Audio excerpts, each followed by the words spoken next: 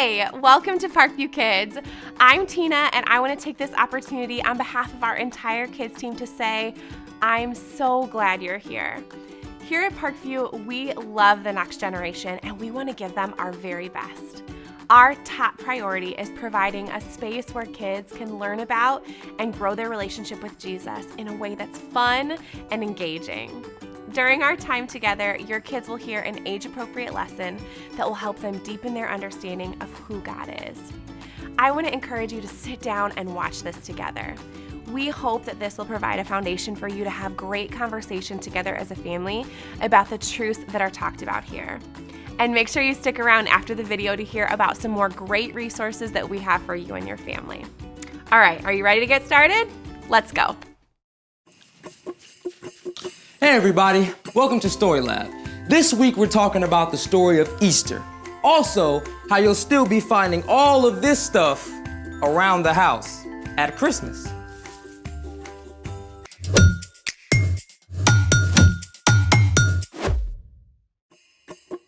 Hey, I'm Carter. And I'm Zeke. We're talking about Easter, which is celebrating that Jesus is alive. We said celebrating.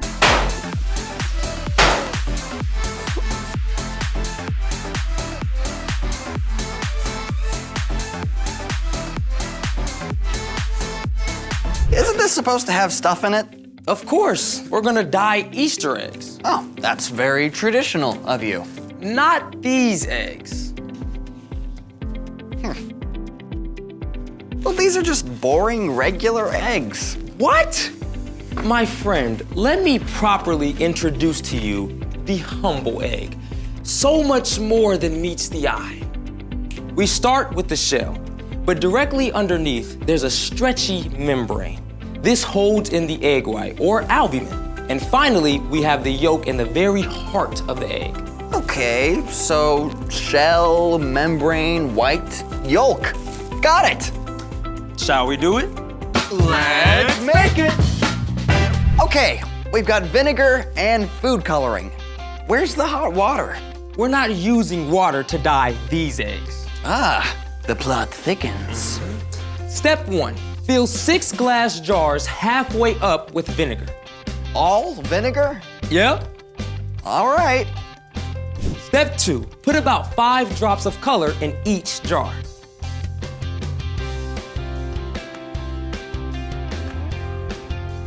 Step 3, lower 1 egg into each jar. On it.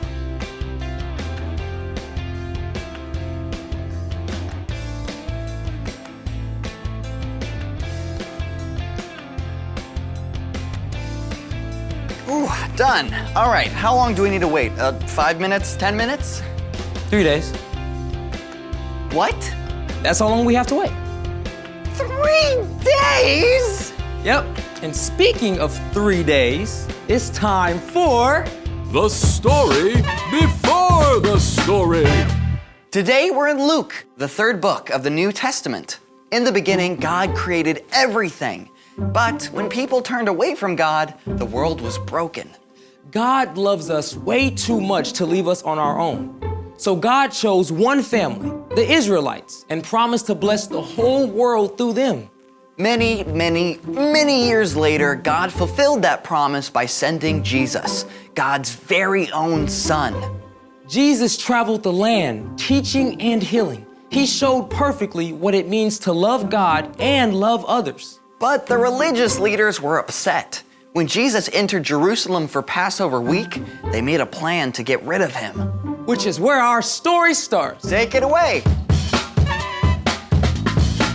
Hey everyone, I'm Brian. Today we're celebrating Easter, which is pretty much the most amazing day in the history of history. But before we can get to Sunday, we have to rewind a few days to one of the darkest moments in history. When Jesus entered Jerusalem, the crowds cheered him and gathered early each morning at the temple to hear him preach. But behind the scenes, one of Jesus' own friends, Judas, made a deal with the religious leaders to betray Jesus. On Thursday evening, Jesus celebrated the Passover meal with his friends. Jesus offered them wine and then broke bread and gave it to his friends as well. This represented how Jesus would give up his life for us. After this meal, Jesus and his friends went up to the Mount of Olives, where Jesus laid out his heart before God in prayer. Father, if you are willing, take this cup of suffering away from me, but do what you want, not what I want. As Jesus finished praying, a group of religious leaders and guards arrived, led by Judas.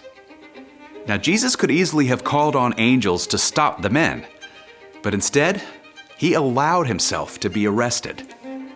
Jesus' followers panicked and ran away. Jesus was given a fake trial. On Friday morning, the religious leaders sent Jesus to Pilate, the Roman governor. I have found no basis for your charges against him. But the crowd cried out for Jesus to be killed. And eventually Pilate handed Jesus over to be taken away. Jesus had done nothing wrong, but the soldiers nailed him to a rough wooden cross. At noon, darkness covered the land, and about 3 o'clock, Jesus cried out, Father, into your hands I commit my life. And then Jesus died. The darkness was complete. If Jesus was dead, how could he be the one God sent to rescue us? That evening, several of Jesus' followers took his body and laid it in a garden tomb, a cave cut into the rock. A giant stone was rolled to block the entrance. It seemed like the end. But remember, the promises God made so long ago to bless the whole world, to send a rescuer?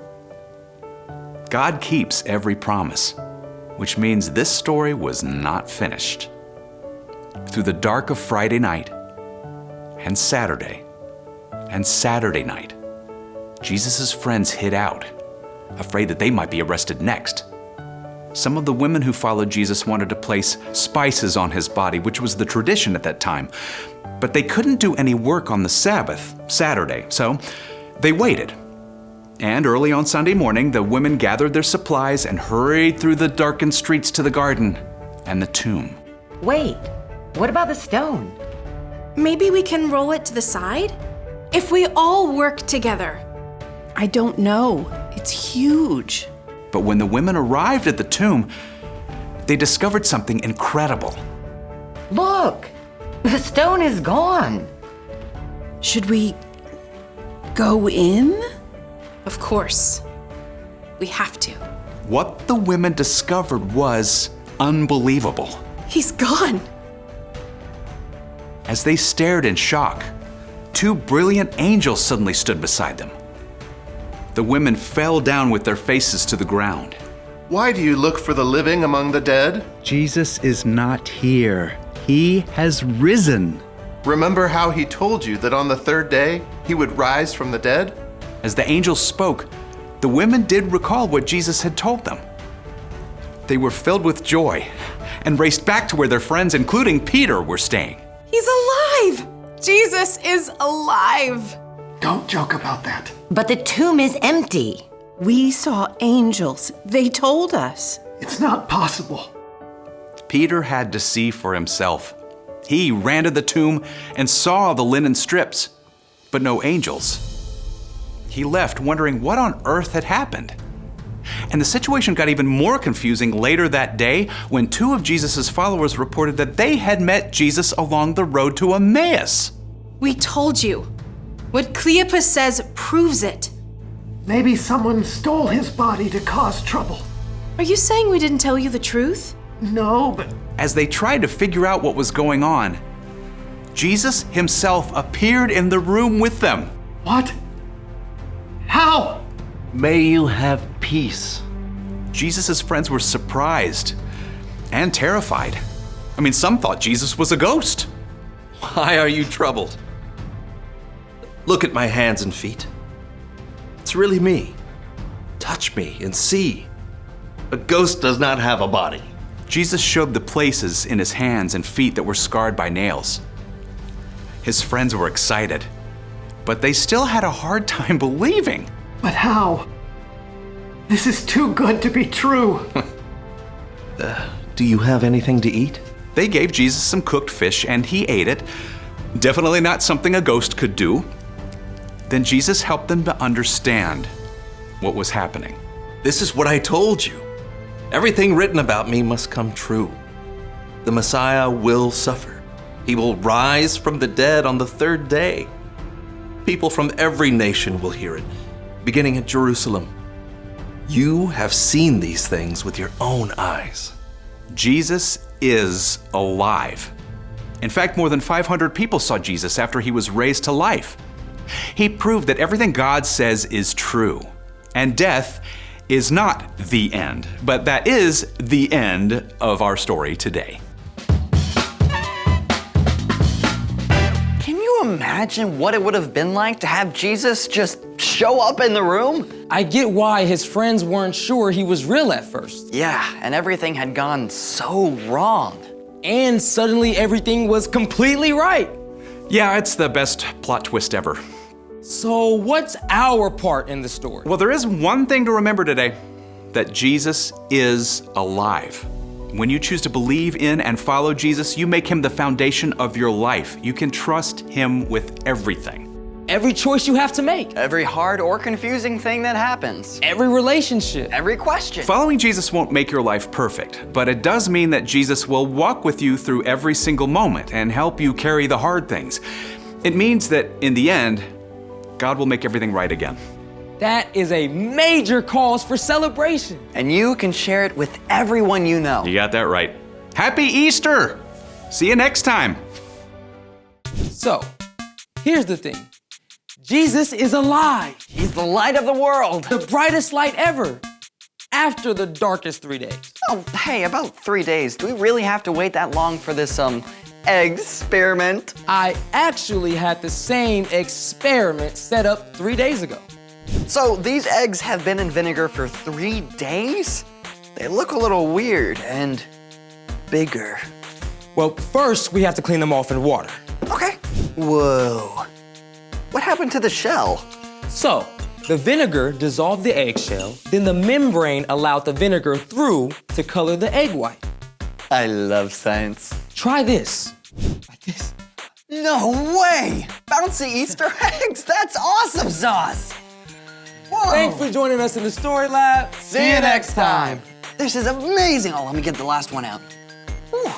Yeah, how durable are these things? They're pretty durable. Okay. What about now?